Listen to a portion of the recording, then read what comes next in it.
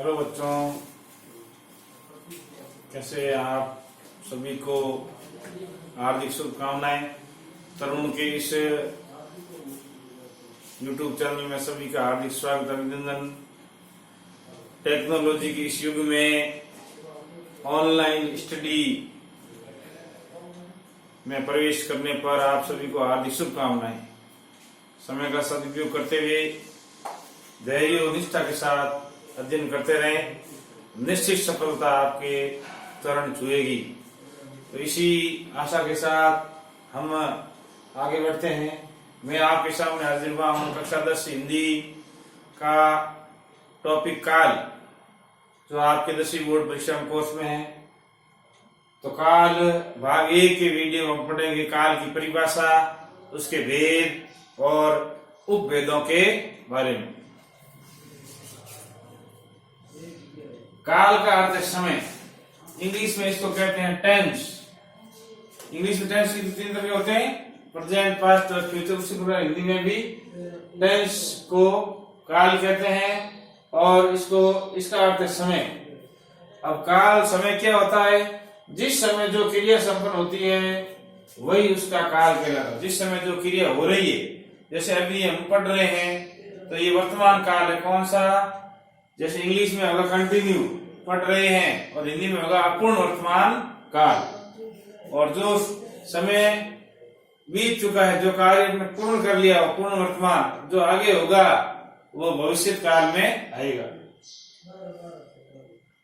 जैसे मैं पढ़ चुका हूं तो ये भूतकाल में चला गया। काल के मुख्य 3 भेद हैं, भूतकाल, वर्तमान काल और भविष्य काल। 3 तरह के।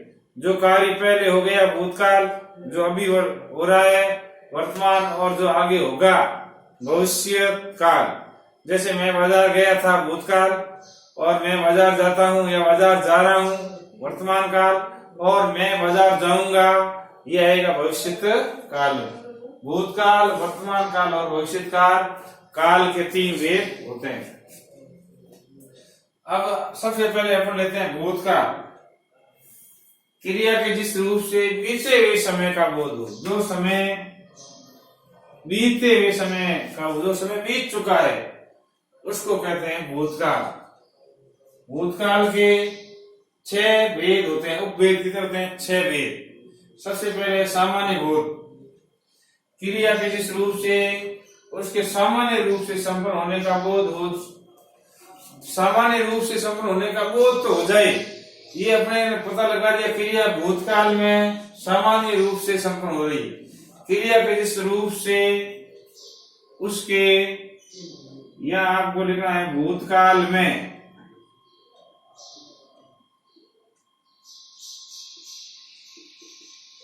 यह आएगा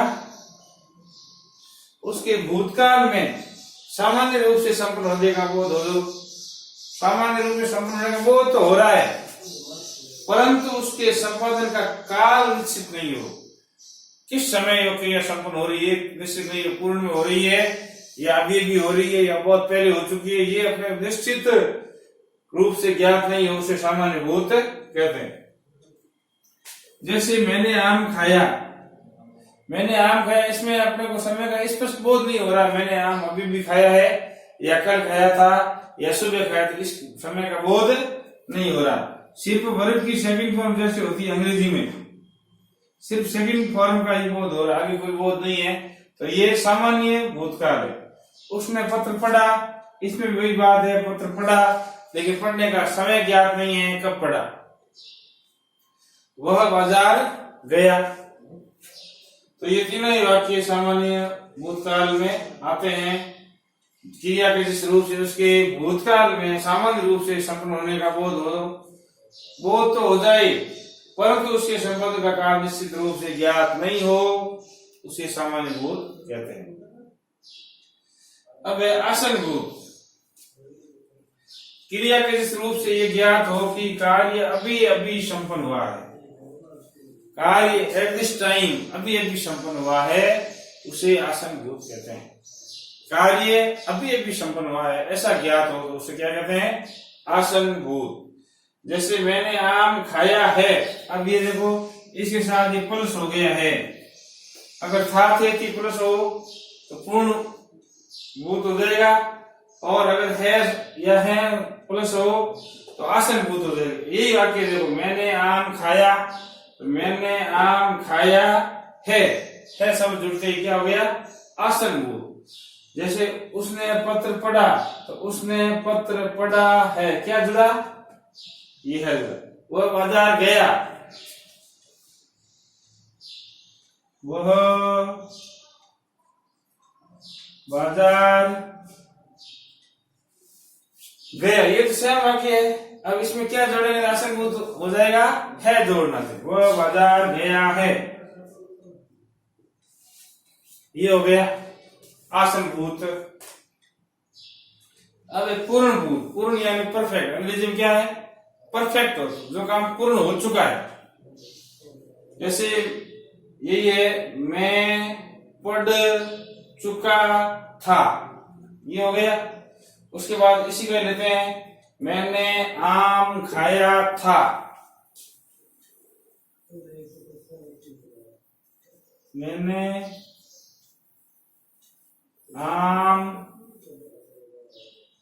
खाया था से जुड़ जाते हैं पूर्ण भूत, और है जुड़ जाते हैं तो आसन भूत, और सिर्फ सेकंड फॉर्म होती है तो सामान्य भूत। याद रखना, सामान्य भूत सिर्फ सेकंड फॉर्म, और सेकंड फॉर्म में है जुड़ गया तो आसन भूत, और सेकंड फॉर्म के साथ था थे जुड़ गया तो पूर्ण भूत। तो इसके ऐसे, मैं पढ़ चुका था, मैंने आम खाया था, उसी प्रकार ये क्या बनेगा, उसने पत्र पढ़ा था।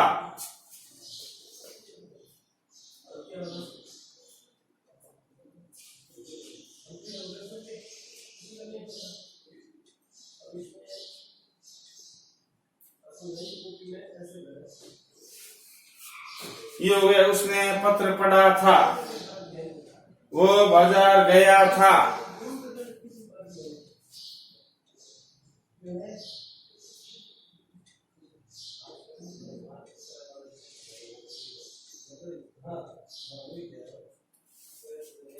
तो ये आपको ट्रिक से वाक्य याद करने हैं अच्छी तरह से। जैसे यहाँ ये कि कोई क्रिया है, लिखा,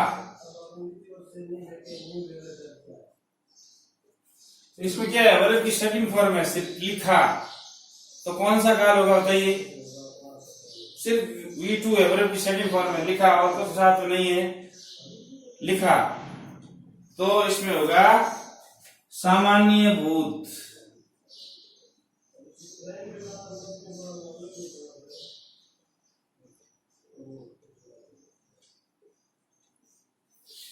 अब इसके साथ है शब्द जुड़ गया तो कौन सा काल बनेगा बताइए, इसके साथ है शब्द जोड़ देते हैं, सही क्रिया है या है, तो कौन सा बनेगा,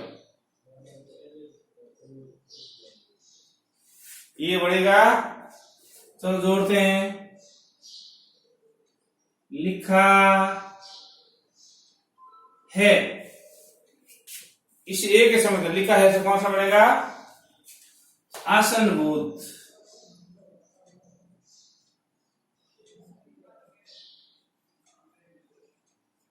आसन भूत। फिर लिखा के साथ था से जोड़ने पर क्या बढ़ेगा,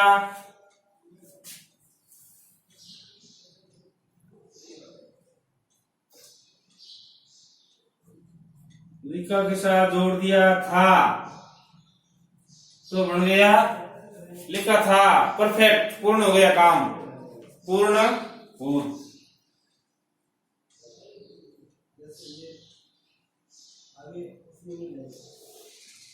तो आप इस अभ्यास करें ऐसे ट्रिक से, सेकंड फॉर्म के साथ है आसन भूत, सेकंड फॉर्म के साथ था थे थी पूर्ण भूत। इस प्रकार ये काल है वास्तव के समय, जिस समय जो क्रिया संपन्न होती है उसे वही उसका काल होती है।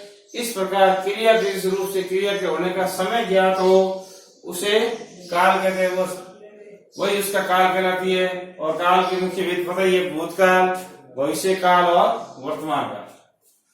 भूतकाल में देखिए, क्रिया के जिस रूप से बीते हुए समय का बोध हो उसे भूतकाल कहते हैं। भूतकाल के कितने भेद हो गए? 6 भेद हो गए। सामान्य भूत क्रिया किस रूप से उसके भूतकाल में, ये लेना जरूरी, भूतकाल में सामान्य रूप से संपन्न होने का बोध हो जाए, सामान्य रूप से संपन्न होने का बोध तो हो जाए, परंतु उसके संपन्न काल निश्चित रूप से ज्ञात न हो, उसे सामान्य भूत कहते हैं। संपन्न समय ज्ञात नहीं हो, क्रिया कब हुई है, तो उसको कहते हैं सामान्य भूत।